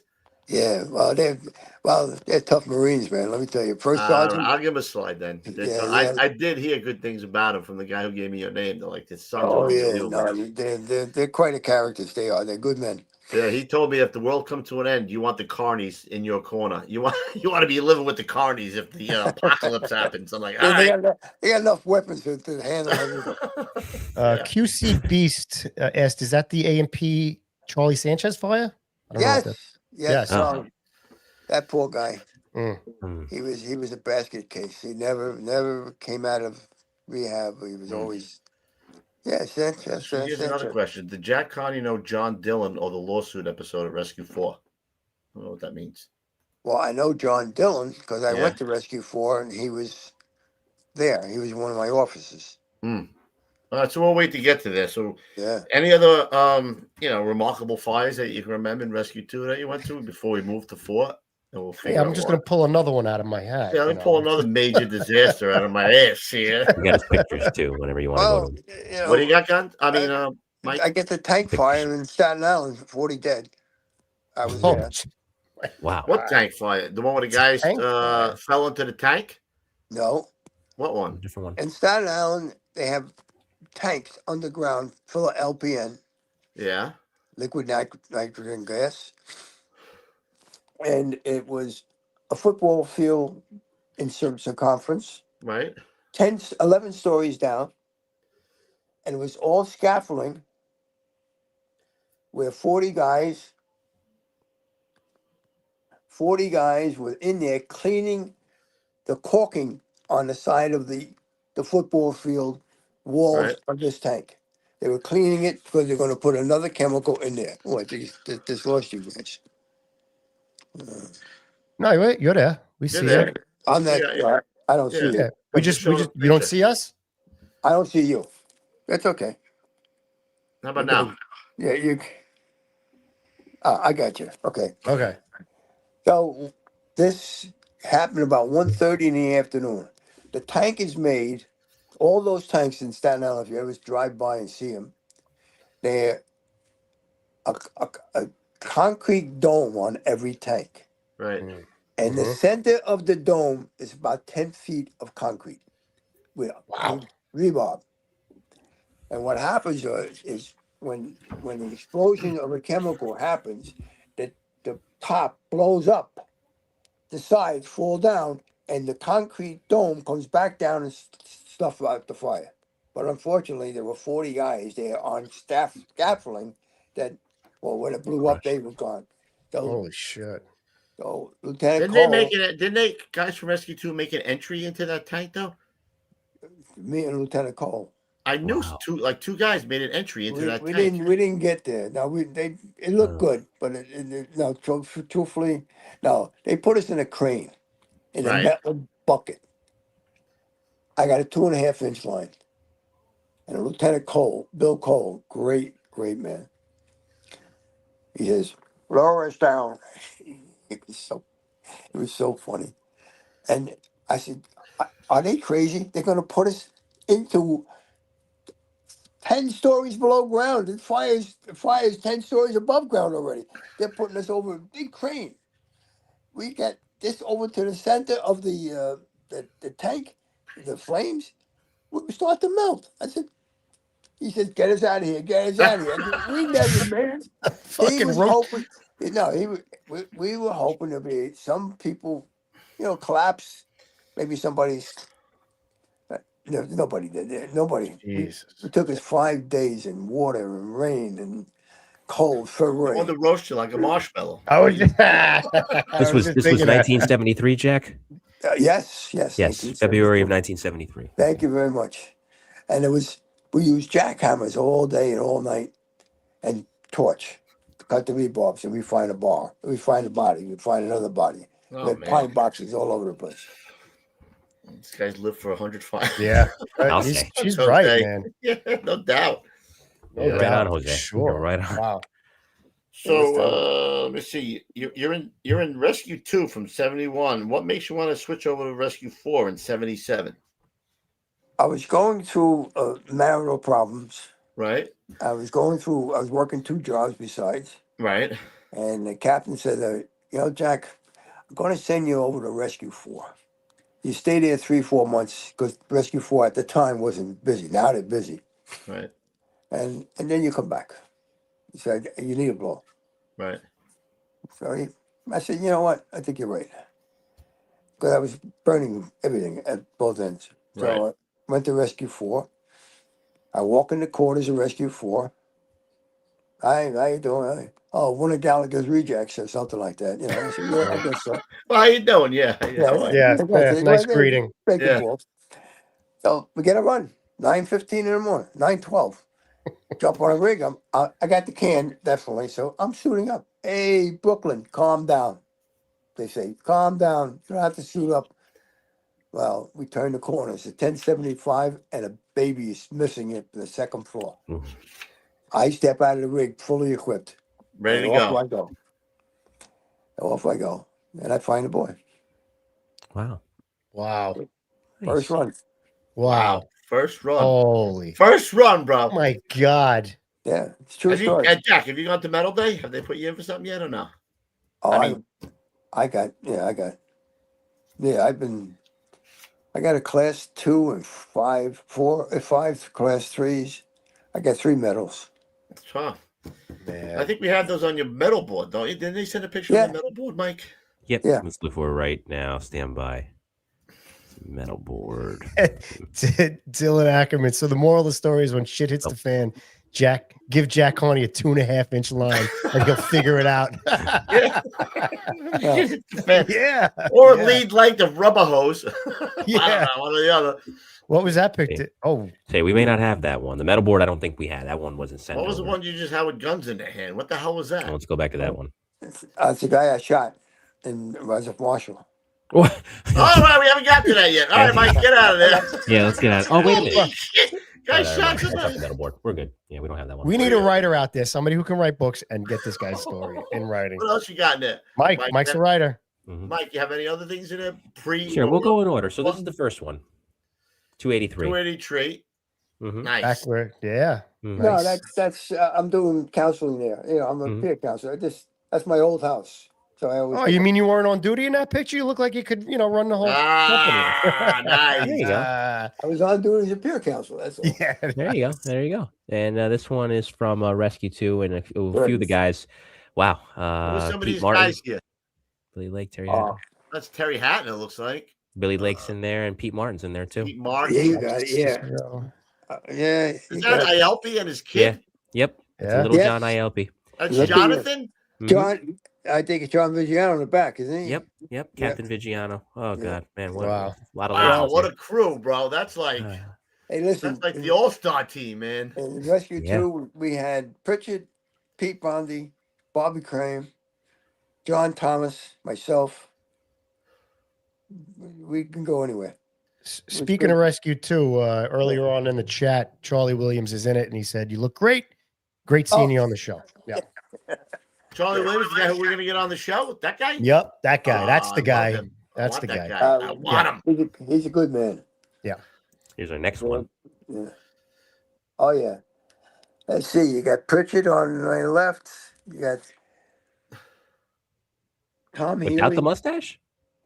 Without the mustache, yeah. Wow, that's rare. Yeah, right. You got Tom Healy. Oh, what the hell is his name? Redhead guy.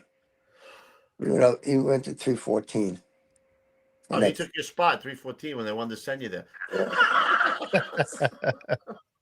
Here's our next one. How did I get there? That's my brother, Tom. Wow, Oh, that what's was one up, of the Tom? pictures What's that he was got, a sent over. flounder? He's got a flounder there. Look Hey, at this a great fish flounder. I caught. And here's You're our out there next one. saving babies, putting fires out. What? I caught a Now, flounder. this is a photo. Yeah, this is a photo of a photo. This I took. No, I didn't take. This I took out of a magazine. I said, "This is what we did in Brownsville." I was breaking somebody's ball. That's everything. That's crazy. That's insane. That's why you have guys like you on, bro. Like, people don't think that this shit really happens. It's like Ringling Brothers, bro. Glory years. Yeah, Glory glory years. It- Mike, you might have a t-shirt. That's we'll talk about that. That's the Okay. Marshalls. All right. You know, for We a might have a guy t-shirt. like I agree. for a guy like me, it's really an honor to sit and listen to your stories and talk to you. I can Thank sit you here very much. forever. Unbelievable. With stories. Yeah. It's a little blurry, but that's him in Rescue 2. And this one, I believe, outside the quarters of Rescue 2. That's the old Rescue too. Mhm. Yeah. The other photos of his That's Marshall the years. new Rescue too. They have their door from the old. Oh, right. They have it in it. Right, Have you, right, so you've yes. been to the new Rescue. What do you think of those quarters? Something, huh? Yeah, it's great. Yeah. It's It's nice. who cares? They go as long as you go out the door. And they still do. That's Good all mentality to all have. They do. They Yep. do. It's no, butts to nuts like you were with 210 front to back, right? That sucked. University of Bergen Street. That's Ashes and elbows. I've been saying, yeah. Yeah. University of Bergen Street. Rescue 2, hate you. That was a shirt back in the 90s. Yeah. Yeah. Well, we're gonna get not the glory years. We're gonna get. Nah, that's gonna be our Yeah. We're just gonna we There were a lot, let's there were a take lot them of with Danny stories. Potter. A lot of stories. A lot of negative stories about Rescue 2 in my time. I'd never seen it. I'll be Let very me ask you a question. Did you ever turn off anybody's Scott pack and take the That's nozzle? That's what I'm talking about. I never took it. Just I check didn't it. have to. I didn't have to take it. Didn't have to. I had my I own. probably didn't. Ripping around the 2.5, bro. Yeah. Turning off the Bobby Scott Sarno? Hmm? Jack, did you know Bobby Sarno? Oh, Bobby. I knew of him. I met him in 283. Right. And he's a Love good that man. guy. He was in 283 for a long time. He reminds me. I 20 tell him all the years, time. over He reminds me 20 of my years. father. Yeah, I love that guy. He's in the chat tonight. Love him. Love him. Hope to see him at Nassau County.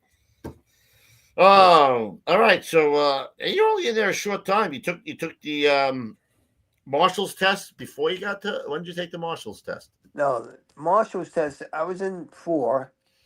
Mhm. I was in about maybe a little bit less than a year or so, and I was bored because I went too soon, and I didn't want to go back to 2. So they were the department order came out that they were looking for people with a scientific background, forensics, and I had it for provisional marshals. I said, let me try that for a while, and I became a fire marshal. Did you like it? I loved it. You got for to a shoot a decade. guy. Yeah, you got to shoot a guy. Not many people can say that, Kenny.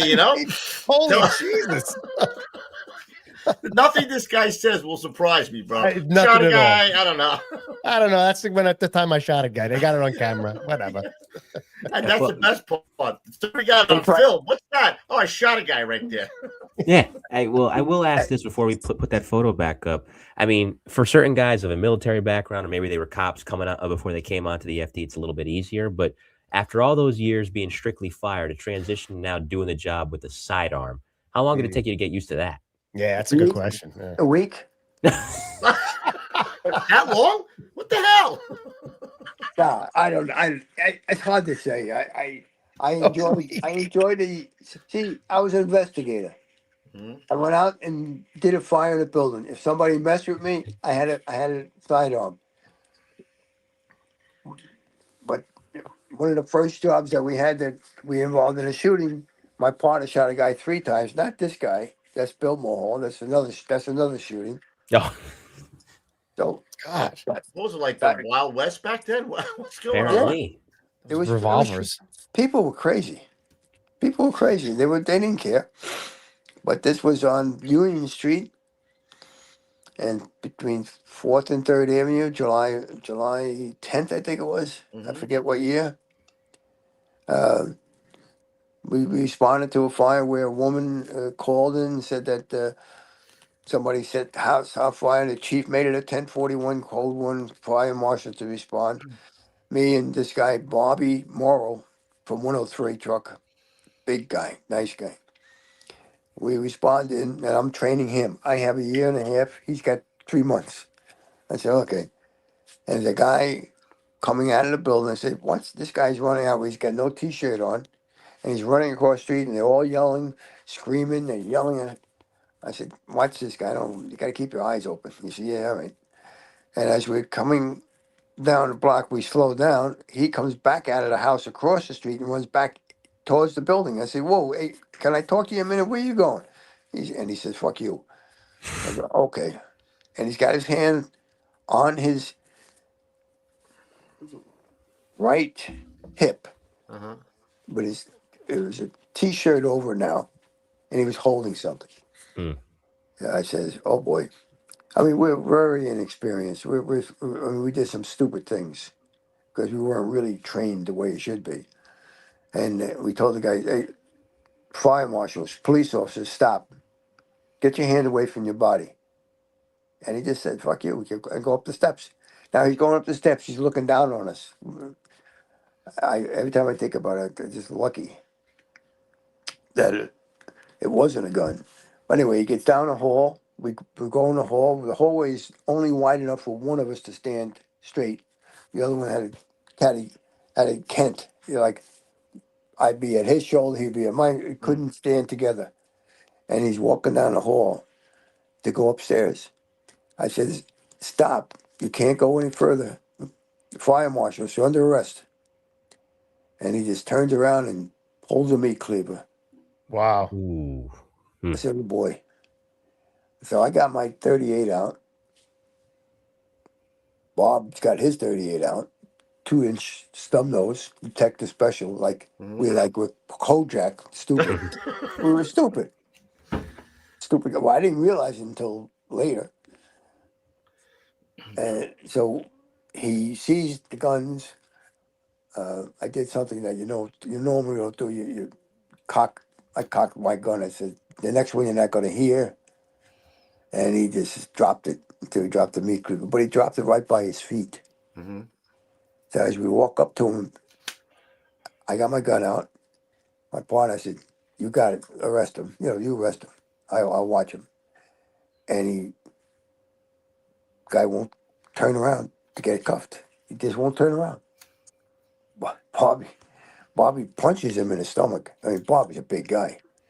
The guy doubles over and gets the meat cleaver. And he comes up with it. Bobby draws his gun. And I think I got a class 3 for it because I didn't shoot him. Shoot Bob. He grabs his gun and fires 3 rounds into the guy. Everyone hit. Guy still ran. Hey, I'm a good shot. What do you want me to say? Wow. Wow. What happened was there was not enough velocity. 2-inch barrel. Right. The guy's now crawling underneath the apartment, going through the areaway to go up to the street. He goes down the stairs to follow him. I run out the front door. As he comes out of the areaways, he's got his compound fractured leg from one of the bullets. and he's crawling and he's talking some stuff in Spanish. I don't know what he's saying. And I said, stop, stop. So he won't stop. I step on his foot. Actually, I step on his leg, actually. Mm. And then he stopped. And I'm I sure he cuffed him. did. I cuffed him. I cuffed him. And a woman comes running. This is all true story, man. I'm not making this up. I didn't think you were for a second. Write the book. Yeah. A woman comes running across the street, and she's screaming, and she busts open her blouse. Her breast comes flowing out, and puts her chest right to my gun. Shoot me! Shoot me! What? Yeah. Oh yeah. I don't want to shoot those things. Maybe Oh my too God. nice. What? You It's soap opera. motorboating son You of a bitch. motorboat You. son of a bitch. It's soap opera. I picked up that Wow. line. Don't worry. You killed the he's- guy. he's What am I lay- going to say? She's laying on top of him, and the world is coming after. Bob comes. His leg is cut from falling down the stairs, and a dog has got his ankle. He's biting him. We're telling people get away. We're What calling the for hell is going on there? Black Cloud. The black cloud. I So would you say said- so. You said that was on Union Street between 3rd and 4th Avenue, right? Union Street between 3rd and 4th Avenue. Yes. That's pretty close to Park Slope. And you said Not a Park shitty Slope neighborhood. was, That's why, bro. You was know. yeah, you know. Park Slope that's- wasn't that great of a neighborhood back then. Well, when you say Park Slope, I'm thinking of Yeah, 6th Avenue, 8th, 7th. It is nice. yeah. Wow. But this, That is he was the unbelievable. arsonist. He was the arsonist, by the way. Oh, well, thank He God. He was Yeah. the arsonist. Didn't matter. I didn't Go think he figure. was a butcher. I didn't think he was working down at the meat shop. You know. God Yeah, almighty. he tried to kill us. Holy shit. My God. So, but here's the best part of the story, so you understand how people think. I got into the police car. They took us out of the area and brought us back to headquarters, to the police headquarters. Now we had a shooting. We shot a guy, so you have to turn your weapons in, Hmm. and they have to Investigate it. investigate. Yeah, well, you shot somebody. So the chief inspector says, officer, can I see your weapon? Can you present it? You know, you present the weapon safely. And you say, how many rounds did you fire? I said, I didn't fire any. Okay. He said, we're going to keep the gun. I said, I know. I understand, because I did it. I know what's about. So, and he asked the other guy, how many rounds you fire? And he goes, 1 or 3 or whatever. He probably was a little shook. But it was right. It was okay. So they kept questioning me, and they kept questioning him. They kept looking at the weapon. They had 7 people who swore that this is what pissed me off. The little guy with the white hair shot him 3 times in the back. Oh. Yeah. 7 That witnesses. Huh. I didn't shoot. My gun's here. I don't have another gun. Were they several witnesses with giant tits that were hanging out, or? I know. They were just people. Ah, Wait, were there a bunch of Black Panthers at this scene? Wait a minute. Did one guy have a gold tooth? He shot him in the back. He shot him in the You guys back. I You know guys it's him. I are- recognize him. You guys are enjoying this. I see it. I love it. Well, I mean, that's Somebody- people forget fire marshals in New York City are Hell basically the yeah. equivalent of police officers. Yeah. They carry guns. They have They're full not arrest equivalent. powers. They are not equivalent. They are police officers. Yeah. In the state of They New are. York. Yep, they are police officers, certified police Yeah. officers, So full arrest powers. the shooting team came and says, "You know what you guys are doing wrong?" I said, "What?" He says, "You shoot. You got this little detective special 2-inch gun. What are you, crazy?" Yeah. Says, I said, "What's the best one to get?" He said, 4-inch, anything 4-inch. I went and got the next day. I bought a Mm. 4-inch Colt Python Magnum. Oh, that's what I got. Wow. Listen, That's he's it. doing the wrong thing. You're not killing him. What are you doing? You gotta kill him. No, he can't have no wit. He can't live. Nobody wants to hear his side of the story. Let me ask you if I can, Jack, just from Yeah, an sure. investigation standpoint, because you were there for 10 years. It's where you rounded out your career. As far as being able to make arrests, like you said, you are police officers in New York State, carry firearms, arrest powers, the whole bit. What was one arrest you made where you're like, damn, I'm really glad we got this person off the street? Oh, wow.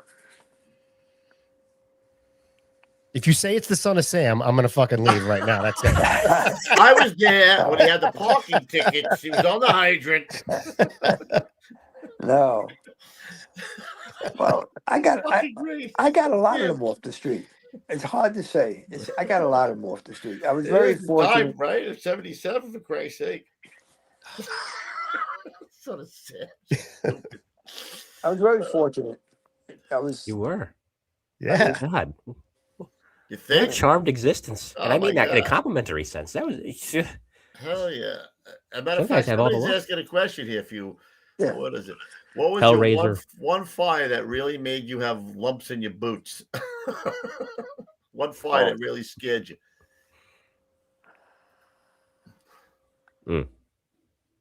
All right, the A&P fire was one of them.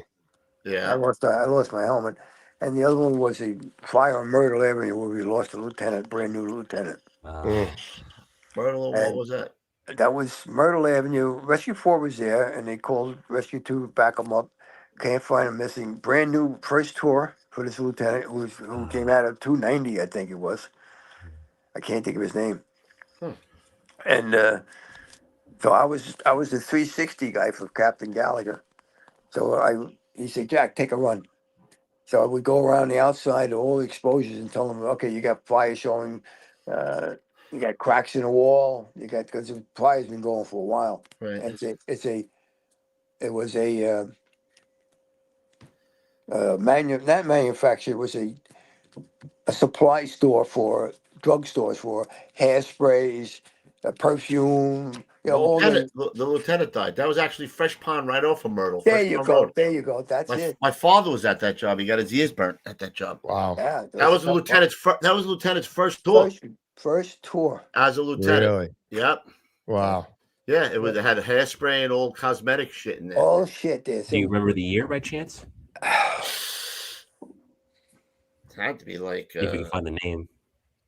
Well, I was in Rescue 2, so it was still before. In the 70s, okay. Yeah, it was 76. I feel like about 75, 76, Mike. Yeah, 75, Okay. 76. Drugstore 5, Fresh Pond Road. Yeah. But so what happened was I did the round and I kept saying, okay, Cap, you got a split in the building from the ceiling, from the roof to the second floor. It's coming out 6 windows in the rear. And on the other side, it says all the windows are misshapen. This building is coming down. Yeah, get a line, Wow. Jack. I said, okay. So we get a line. I said, we're going to go in there, right? I said, yeah. I said, all right, we got to go find them. And off we go. And then another collapse. First floor come down on top of us. The second floor came down. And the tin ceiling cut my rubber boot totally off my leg without touching me. Wow. Really? Again, the charmed life. Holy crap. Wow. And Gallagher says, he says, what? We got dug out. The company dug us out. He says, look at my boot. He says, you're paying for that. I'll never forget that. You're paying for that. You're paying for that. He said, go get a chauffeur. Go to a pumper where a chauffeur's working. Get his boots. I said, okay. Yeah, we My $100 a week. You're paying I for think it was in the summertime, that job, right? Yeah, Summertime. Because I remember my mother sent my brothers down to see if she heard about the fire, to see if my father was okay. She sent my brothers walking down there to see. Yeah. Did you find that, Mike? It was not a good job. Nah. Mm. That's We found him a lump in the boots. We found him in the floor joists between. That's it. Yeah, floor joists. Yeah. Sparacino. Is that how you pronounce Yeah. it? Thank you very Lieutenant much. Joseph Sparacino. This fire occurred in August of 1976. Yeah, I knew it was in the summertime. It's hot. Mm-hmm. Yep, you're right. It was in August. Wow. Things you remember when you were a kid. Yeah. Yeah. And I still remember it. Yeah. Let me ask you a question. Seeing that you were there, let's see where you were. 70. Oh, you in 77. You were already in Rescue 4. Did you work the night of the blackout? Oh yeah, I went to the Bronx.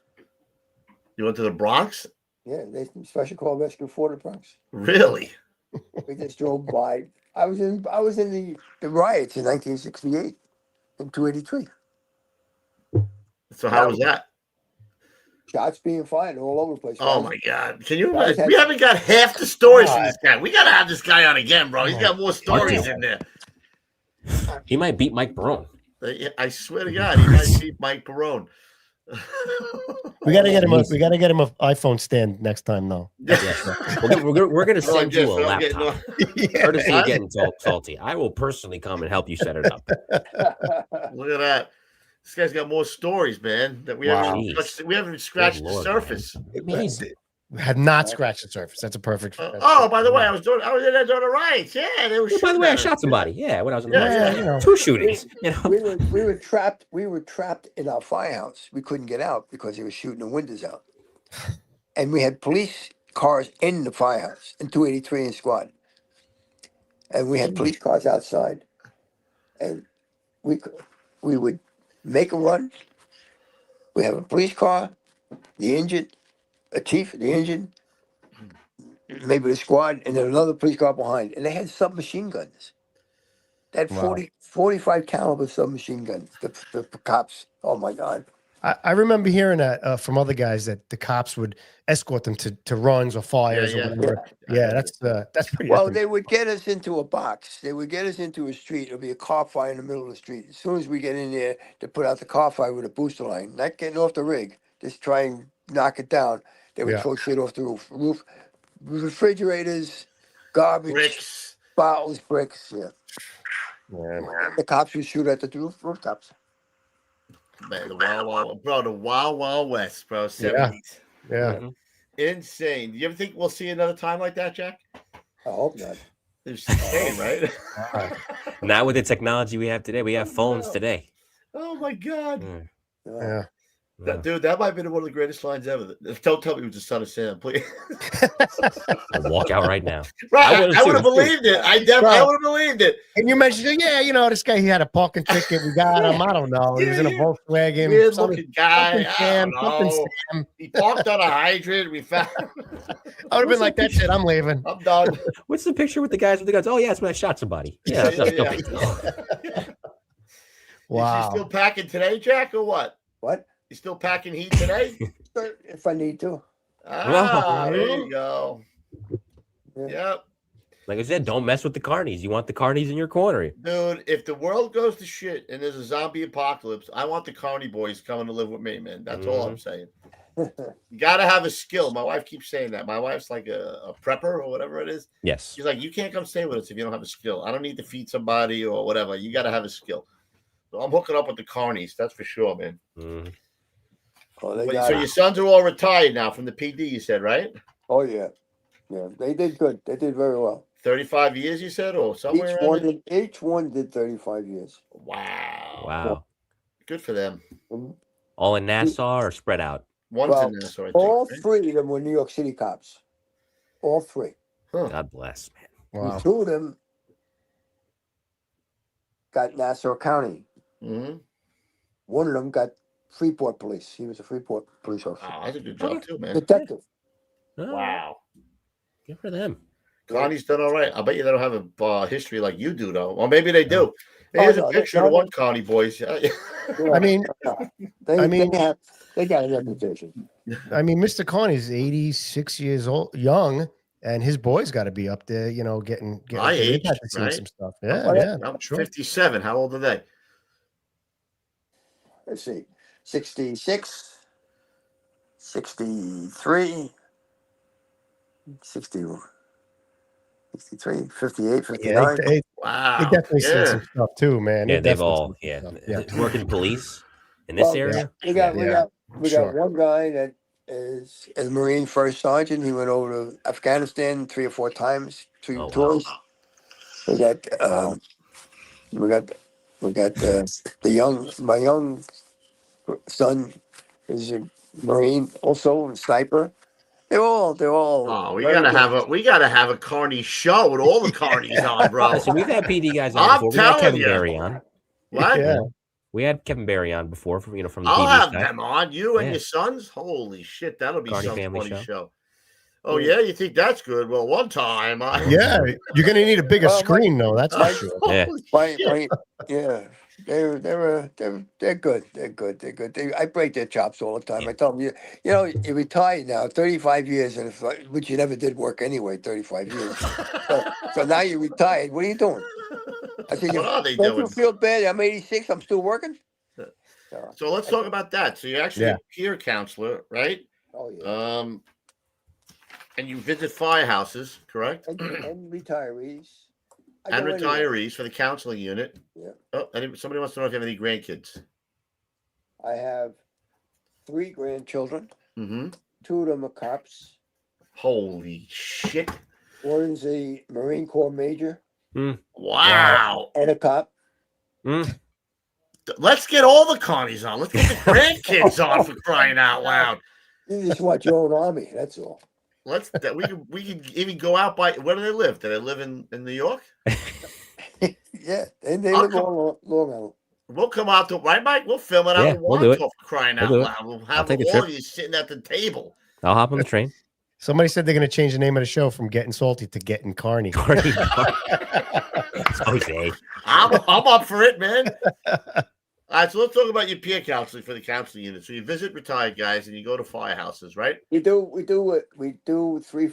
3 days a week. Charlie and I go to firehouses. We take a battalion and we look for firehouses that had some kind of problems. Not I'm talking about mental problems, but just some kind of like major fires, a flashover. We watch for that kind of stuff where it'll bring up a little tension, and we go sit there and we go in there and we have coffee.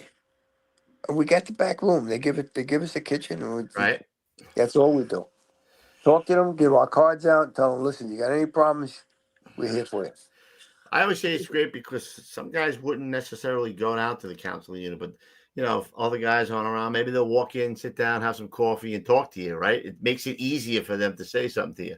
They follow. You know how many times that guy will follow me out the door, or Charlie follow us out? Oh, there's one every day. Yeah. You hope he doesn't follow you in the bathroom while you're taking a squirt and he's looking over at it and you're like, whoa, hold on a minute. Can we do this in the kitchen, bro? Take me to dinner first. Yeah. Well, Mike, you have a dinner date with somebody else. But that's a different story, bro. I think if guys see other guys opening up, like if they see just one guy say something like, "Hey, you know what? Can I talk to you for a second?" It's like a snowball effect. Yeah. And then we tell them if you don't, you know, if you got your family, like, you know, we just let them know what we can do.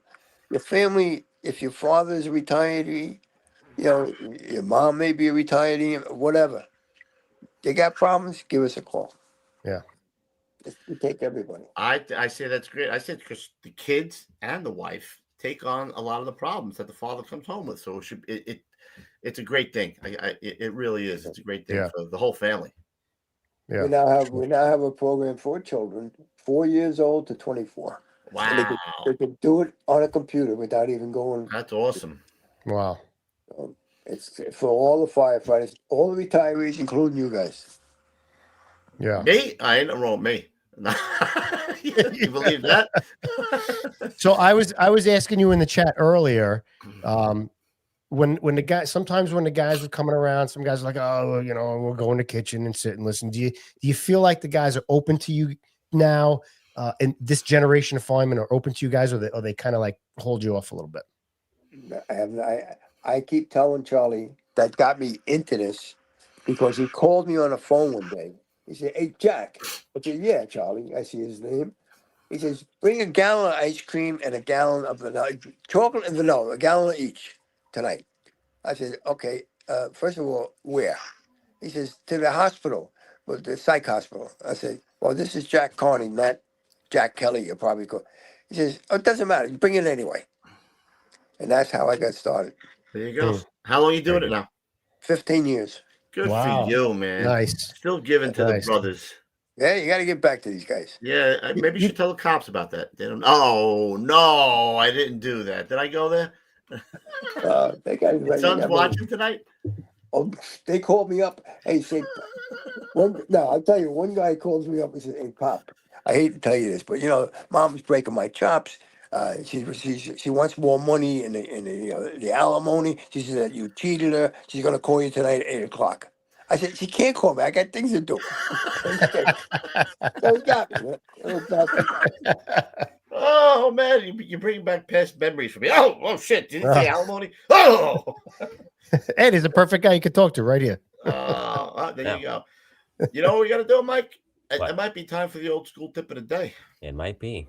We don't have the sound effects, right? No, well, because Gonzo is away. Oh, he's too busy. Right. I see him in the yes. chat though. He's not too busy for the chat. So I'll do the sound effects. You bring it up, all right? All right. Let me You get ready? the banner ready. You ready, Jack, for your old school tip of the day? Oh, Stand by. It Hold is on a minute. time for. You ready? It's time for the old school tip of the day. You There got you it, go, Jack. Jack. Floor's yours. okay. The only thing I have to say is if you got a 2.5-inch line and you're moving in, you can't move a 2.5 with it open. You got to shut it down, even if you go 3 feet. Less work for you, less work for the guys behind you, and you're making moves. Go from doorway to doorway, window to window. Look for a point. Oh, shut the line down. Tell 3 feet. 5 feet. That's what we always did down in Brownsville. Right. Beautiful. All right. you. Simple. To the point. Excellent. Beautiful. Well done. Let's play the. We got 2 commercials to Outstanding. play really quick. It is outstanding, Kenny. Yeah. Not more outstanding than your. I can't even think about it, bro. What? So stupid. The son of Sam? You still thinking about that? I can't get over it. Let's do the health and safety tip of the day. All right. Here we go. The First Responders Center for Excellence is a not-for-profit organization dedicated to protecting the lives and livelihoods of first responders. Their education and research initiatives aim to bring greater awareness and understanding to the challenges to the health, safety, and well-being of firefighters, EMS personnel, and other first responders too. They are an affiliate of the National Fallen Firefighter Foundation. And tonight's health and safety tip, it's evident right there. Jack just said it, dude. Not only you should seek any kind of help you need, but your wife and kids especially, man. Because you bring that shit home and you dump it on them, and they need a place to have an outlet at. So now it's out there. Definitely. It's out there. Take advantage of it. Bring your wife, bring your kids, and let's everybody be healthy. If you guys hear anybody that needs help, I will send them your way, Jack. No doubt. All right, let's do the last one we got here, Mikey.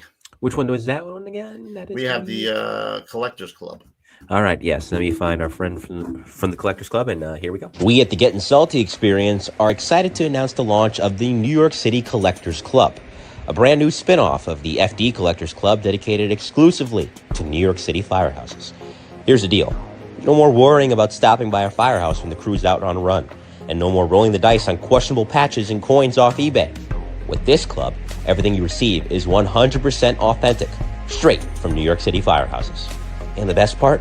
A portion of every subscription goes directly to firefighter charities each month.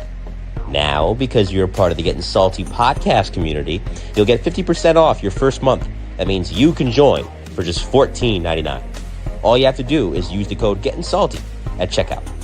So if you're a collector looking for something real, meaningful, and straight from the source while giving back to New York City's best and bravest, the New York City Collectors Club is for you.